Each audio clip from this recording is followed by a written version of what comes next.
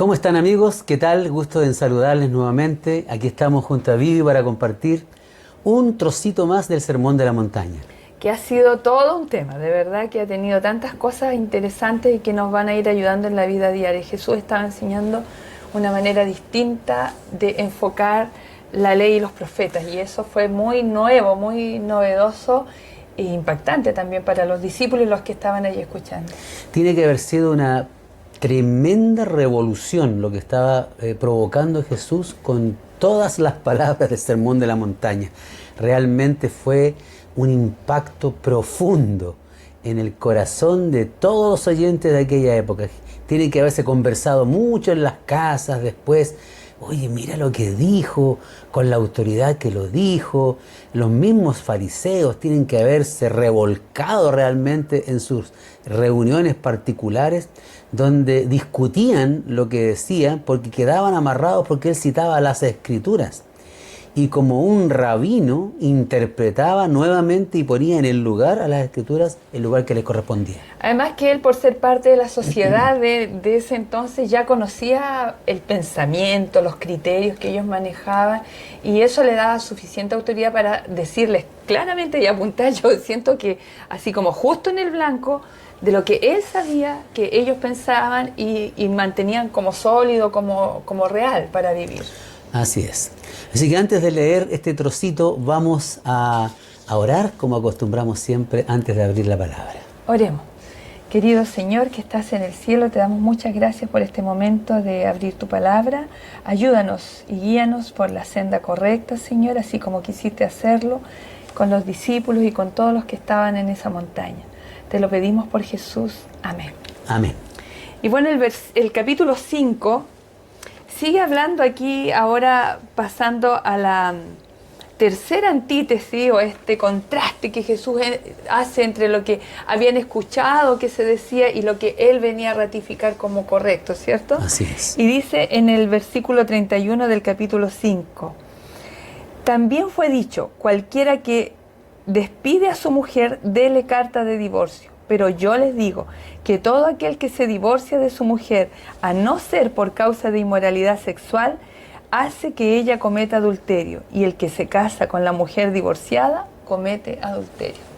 Es una versión un poquito distinta de la que uno maneja siempre, ¿cierto? ¿Cómo diría? En la Reina Valera 95. El que repudia, dice la versión tradicional, ¿cierto?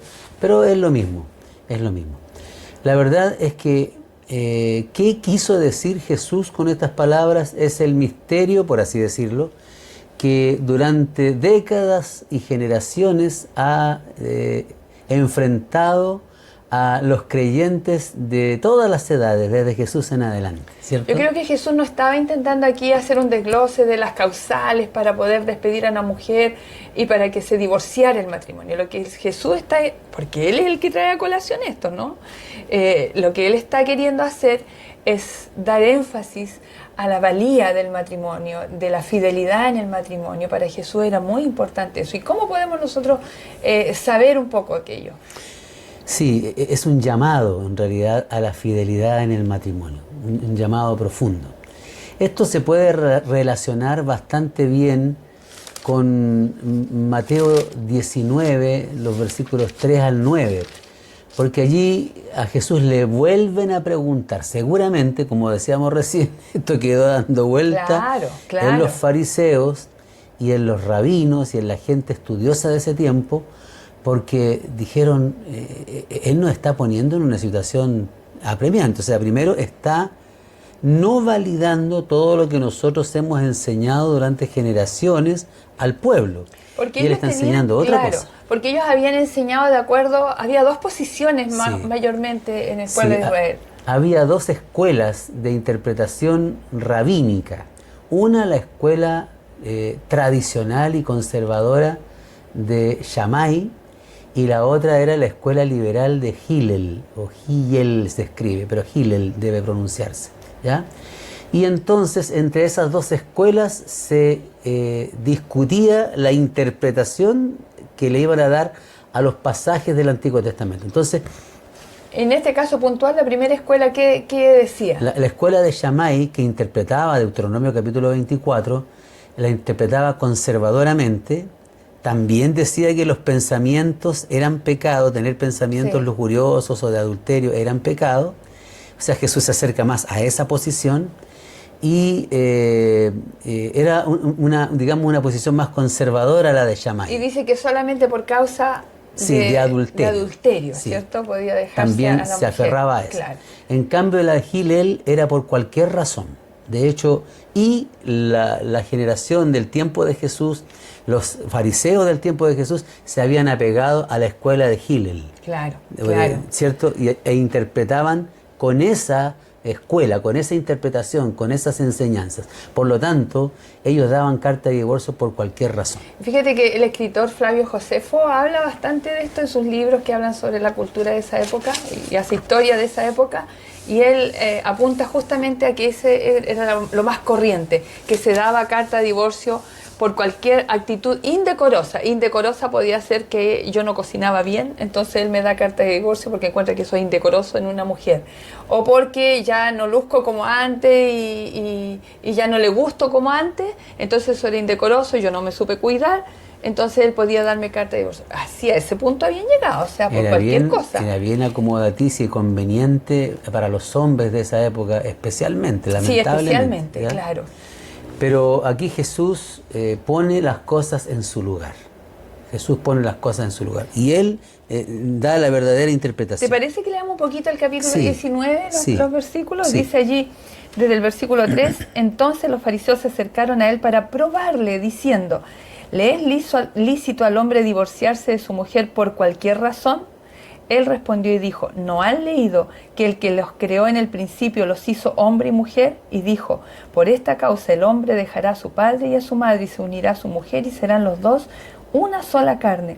Así que ya no son más dos, sino una sola carne. Por tanto, lo que Dios ha unido no lo separe el hombre. Y le dijeron, ¿por qué pues mandó Moisés darle carta de divorcio y despedirla? Él les dijo, ante su dureza de corazón, Moisés les permitió divorciarse de sus mujeres, pero desde el principio no fue así. Interesante, yo creo que aquí hay varias cosas interesantes en estos pasajes. Primero es que ellos vienen para tentarlo, o sea, lo que ellos quieren ver es qué posición va a tomar Jesús, a qué va a atribuir como autoridad para que se den carta de divorcio y se separen las parejas, ¿no? Claro, desde la perspectiva rabínica ellos estaban buscando que él se fuera en contra de Moisés. Era como que esa es la trampita que querían, porque la gente creía que eso era lo que había enseñado Moisés, que lo que decía la Escritura, lo que decía la Biblia de aquel entonces. Y de hecho para eso ellos dicen que Jesús, que dice en el versículo 7, y dijeron, ¿por qué pues mandó Moisés darle carta de divorcio y despedirla? O sea, diciendo que este era un mandamiento de Moisés. Y sin embargo, después Jesús, al contestar, les dice, ante su dureza de corazón, Jesús les permitió. Claro.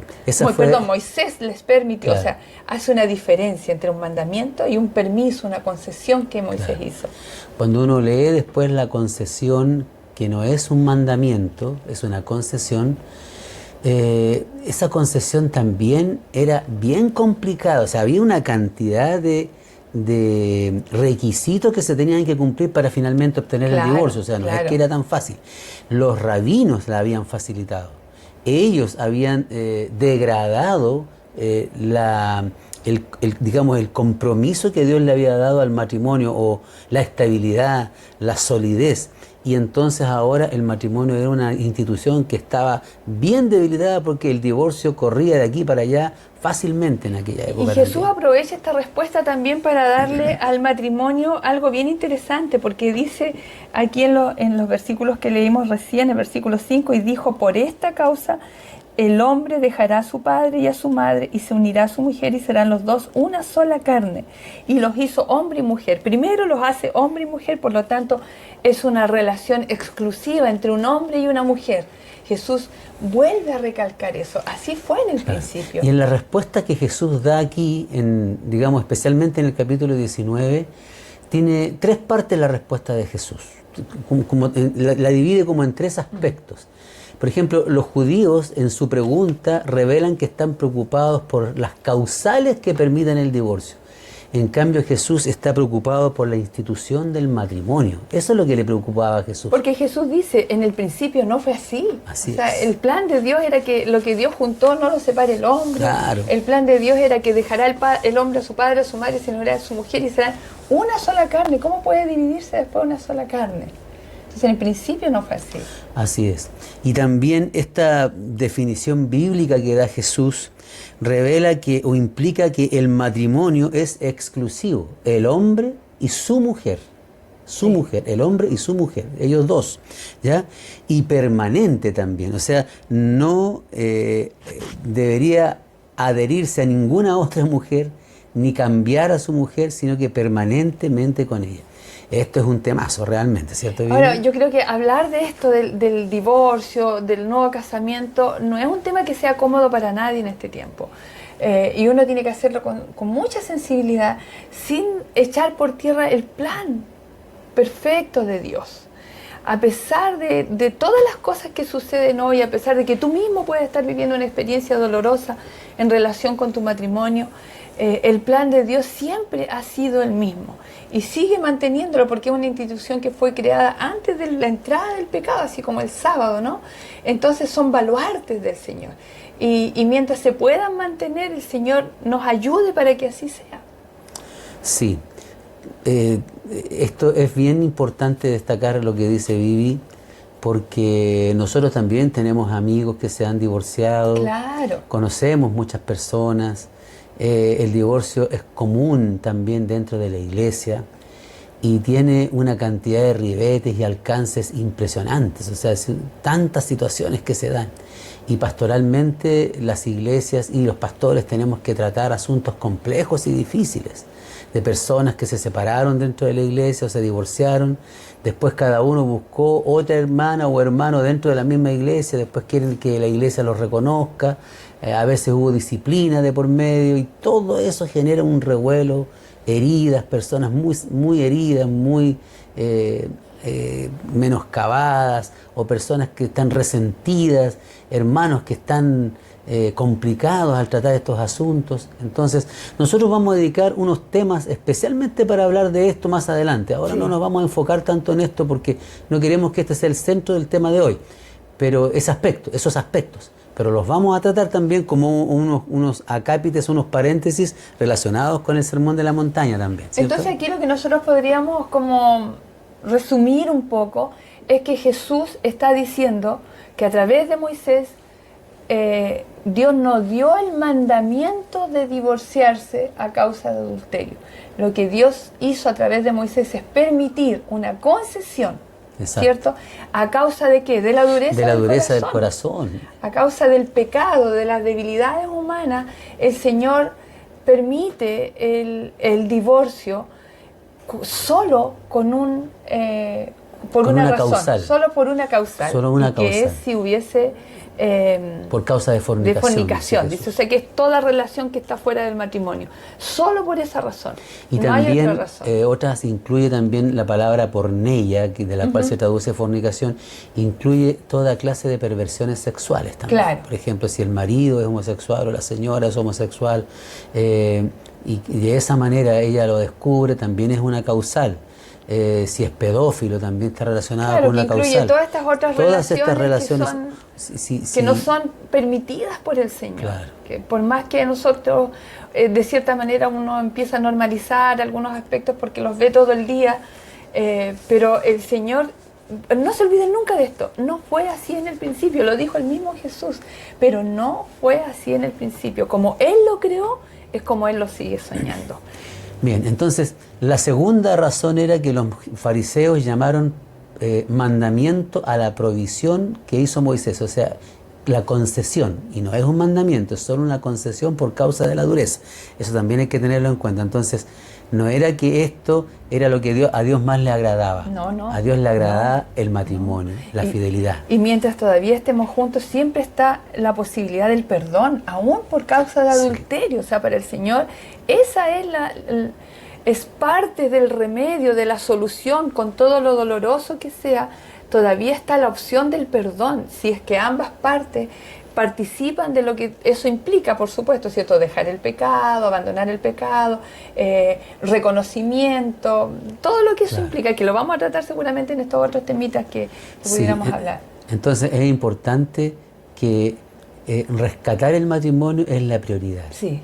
Así que si estás con problemas matrimoniales, nuestro consejo es conságrate al Señor, pídele amor al Señor. Si ambos oran y se consagran, ambos muy enojados que estén, tengan en cuenta que por encima de todo lo que nosotros pensamos están los mandamientos del Señor, está la orden del Señor, está lo que el Señor quería. Y eso es lo que todo hijo de Dios tiene que buscar, aunque eso sea muy duro y difícil.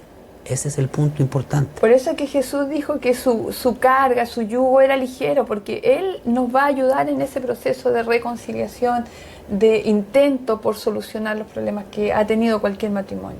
Claro, cuando uno va a la Biblia nuevamente, ¿cierto? Hay la tercera parte en que Jesús dividió su respuesta, considera el aspecto que para los fariseos el divorcio era así a la ligera, se lo tomaban a la ligera, lo consideraban algo liviano. Jesús lo toma tan en serio que con una sola excepción, como decíamos, la fornicación, entonces se permitía sin que antes se hagan los intentos para reconciliarse. ¿Cierto? Así es. Bueno, ¿qué vas a hacer tú? ¿Cuál es tu decisión? La mayoría de las personas que a nosotros nos escuchan ya son grandecitas, aunque tenemos algunos niños por ahí maravillosos que nos escuchan. Ay, le vamos a mandar saludos. Tengo que mandarle saludos a la nietecita de Dinora. Hay gente linda, chiquitita, que también siempre está ahí queriendo escuchar al tío Luchito y a la tía Vivi. Así increíble que algunos niños nos escuchen y que también... Me encanta eso, porque entonces soy abuela. Pero sabemos también que los adultos necesitamos también ir a la palabra del Señor en situaciones tan críticas y reales como la que nos toca vivir en los matrimonios. Sí, yo creo que tenemos que ir tomando muy en serio la palabra de Dios. Y volver a eso, a la esencia, porque para Jesús en este caso puntual, la esencia era la fidelidad en el matrimonio. Eso era, el que el matrimonio se mantenga fiel el uno al otro. Esa era la esencia de su respuesta. Lo demás era la trampa de ellos, que ellos habían ido poniendo otras cosas, pero para Jesús seguía siendo no sé, la altura mayor, diría yo, que el matrimonio se mantenga unido como Él así lo determinó. Así es. Después vamos a comentar el caso de David y tantos otros en las casos, Escrituras. claro que sí. Así es que tengan paciencia porque este tema lo vamos a desglosar un poquitito más. Por ahora, el matrimonio es la institución ordenada por Dios en el Edén. Y es la que tenemos que mantener, es la que tenemos que conservar y por la cual tenemos que luchar todos los matrimonios cristianos. Esto tenemos que enseñar. Y tratemos de salvar nuestro matrimonio a como dé lugar, claro que sí, porque ese es el plan de Dios. Hay menos dolor en eso que en lo otro. Oremos al Señor. Querido Dios que estás en el cielo, te agradecemos infinitamente este plan precioso que tú creaste, Señor, allá en el Edén, de unir a un hombre y una mujer para que puedan vivir hasta que la muerte, solamente la muerte, los separe. Ayúdanos, Señor, a vivir esa experiencia de acuerdo y bajo el alero de tu voluntad. Señor, es cierto que no es fácil en este mundo que vivimos. Este mundo se ha degradado y ha degradado todo lo que tú dijiste. Desde el comienzo el enemigo le dijo a Eva, con que Dios os ha dicho. Y así ha hecho con todos los mandamientos, con todas las ordenanzas, con todos los consejos divinos. Pero nosotros, Señor, hemos sido puestos para rescatar tu palabra y darle cumplimiento por la gracia divina. Bendice, Señor, a todos los que se esfuerzan por obedecer tus santos mandamientos, llenos del Espíritu Santo. Bendice a todos nuestros hermanos en el nombre precioso de Jesús. Amén. Amén. Amigos, un abrazo grande para todos ustedes. Que Dios los bendiga. Todo tiene solución. Dios los bendiga.